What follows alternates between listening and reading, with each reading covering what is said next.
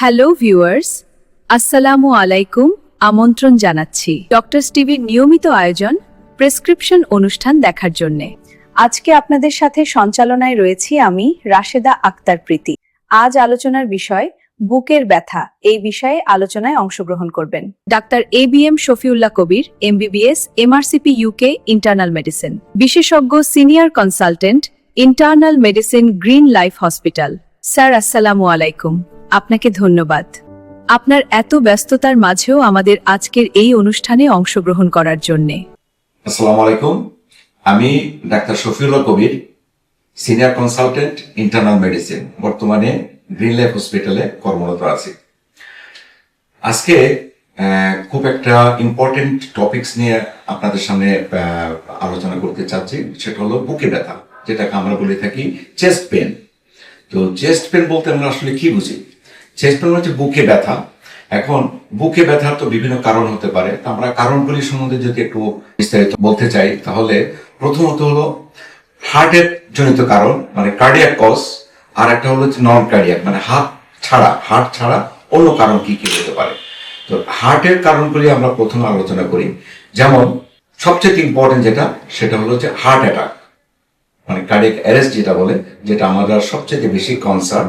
এইটা হলো অন্যতম প্রধান কারণ। এছাড়াও কিন্তু আরো কিছু কিছু কারণ আছে যেগুলি আমাদের জানা দরকার। যেমন জন্মগতভাবে যদি আমাদের ভালভে যদি কোনো সমস্যা থাকে, যেমন অ্যাওর্টিক স্টেনোসিস এক ধরনের ওষুধ, এটা যদি হয় তাহলে কিন্তু বুকে ব্যথা হতে পারে। তারপরে জন্মগত ত্রুটি হার্টের, যেমন মাইট্রাল ভালভ প্রোল্যাপস, ভালভ যদি প্রোল্যাপস হয়ে যায় তাহলে কিন্তু এটা বুকে ব্যথা হতে পারে। তারপরে কার্ডিওমায়োপ্যাথি বলে, এটা হার্ট মাসল যখন বড় হয়ে যায়, দুর্বল হয়ে যায়, সে কারণে কিন্তু বুকে ব্যথা হতে পারে। তাছাড়া হার্টের যে উপরে যে আবরণ আছে, যেটা পেরিকার্ডিয়াম বলা হয়, ওই পেরিকার্ডিয়ামে যদি কোনো প্রদাহ হয়, যেটাকে আমরা বলে থাকি আমাদের ভাষায় পেরিকার্ডাইটিস, এটাও কিন্তু বুকে ব্যথার একটা অন্যতম কারণ। তাহলে আমরা আলোচনা করলাম এত সময় হার্ট জনিত কি কি কারণ হতে পারে বুকে ব্যথা। এবার আসা যাক নন কার্ডিয়াক, মানে হার্ট ছাড়া অন্য কি কারণ। তার ভিতরে যদি আমরা বলি তিনটা ভাগে ভাগ করতে পারি। প্রথম সেটা হলো ফুসফুস জনিত কারণ। নাম্বার 2 সেটা হলো খাদ্য নালী, যেটা ফুড পাইপ যেটাকে বলে ইসোফেগাস, সেটা জনিত কারণ। আর একটা হলো মাংস বা হাড়ের যদি কোনো রকমের ব্যথা হয়, প্রদাহ হয়, তাহলে সেটা একটা কারণ। তাহলে প্রথমত যেটা বললাম সেটা হলো ফুসফুস জনিত। ফুসফুসে কি হতে পারে? যেমন সিম্পল নিউমোনিয়া যদি হয়, কারণ যদি ফুসফুসে যদি প্রদাহ হয় বা ইনফেকশন হয় তাহলে কিন্তু বুকে ব্যথা হতে পারে। নিউমোথরাক্স বলে একটা কন্ডিশন আছে, যেটা ফুসফুসের ভিতরে বাতাস ঢুকে যায়, সে কন্ডিশনে করতে নিউমোথরাক্স, এখানে কিন্তু বুকে ব্যথা হতে পারে।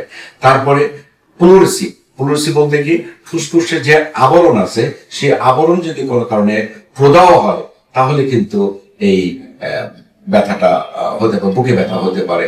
তাছাড়াও আরো কিছু কন্ডিশন আছে, যে কন্ডিশনগুলিতে ব্যথা হতে পারে, যেমন ফুড পাইপ, যারা ইসোফেগাসে যেমন GERD, গ্যাস্ট্রোইসোফেজিয়াল রিফ্লাক্স ডিজিজ, একটা খুব কমন কন্ডিশন, যে কন্ডিশনে কিন্তু এই বুকে ব্যথা হতে পারে।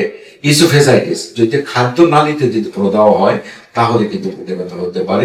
ইসোফেজিয়াল স্পাজম, ইসোফেগাস যে খাদ্য নালীর নিচের অংশে যদি স্প্রিনটা যদি ন্যারো হয়ে যায় তাহলে কিন্তু এই ব্যথা হতে পারে।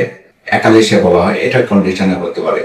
আর 3 নম্বর যেটা আমরা বলতে চাচ্ছিলাম সেটা হলো যে মাংস এবং হাড় জনিত কারণ, মাসকুলোস্কেলেটাল, যেটাকে বলছেন যেমন কস্টোকন্ড্রাইটিস, একটা অসুখ আছে কস্টোকন্ড্রাইটিস, যেখানে যে কার্টিলেজ আছে বা জয়েন্ট আছে, ওখানে যদি কোনো রকমের প্রদাহ হয়, ইনফেকশন হয়, তাহলে কিন্তু যেমন ভাইরাল কারণে হতে পারে, ব্যাকটেরিয়াল কারণে, মেনলি ভাইরাল কারণে হয়, এর কারণে কিন্তু অনেক সময় দেখা যায় যে বুকে ব্যথা হচ্ছে।